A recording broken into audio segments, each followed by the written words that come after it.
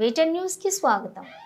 మంచిర్యాల జిల్లా కేంద్రంలోని 10వ తరగతి వార్షిక పరీక్షల తొలి రోజు అవాంతరం చోటు చేసుకుంది. మంచిర్యాల జిల్లా వ్యాప్తంగా ఏర్పాటు చేసిన 49 పరీక్షా కేంద్రాల్లో శుక్రవారం మొత్తం 9189 మంది విద్యార్థులు హాజరయ్యారు. ఇందులో రెగ్యులర్ విద్యార్థులు బాలురు 4725, బాలికలు 4464 మంది ఉన్నారు. అయితే మంచిర్యాల ప్రభుత్వ జిల్లా పరిషత్ బాలుర పాఠశాల జెడ్పీహెచ్ఎస్లోని ఏర్పాటు చేసిన ఈ పరీక్షా కేంద్రంలో అవాంతరం చోటు చేసుకుంది. తెలుగు పేపర్కు బదులుగా హిందీ పేపర్ కేంద్రానికి చేరుకుంది. ఈ విషయం గుర్తించి అప్రమత్తమైన సిఎస్ జిల్లా విద్యాశాఖ అధికారికి తెలియజేశారు.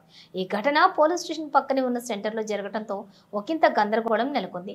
వెంటనే అప్రమత్తమైన డిఈఓ జిల్లా కలెక్టర్కు సమాచారం ఇచ్చారు.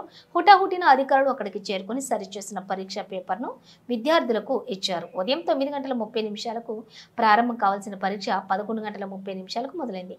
దాదాపు 2 గంటలు ఆలస్యంగా విద్యార్థులు పరీక్షలు రాయాల్సి వచ్చింది. పరీక్షను మరో 2 గంటలు పొడిగించినట్లుగా సమాచారం.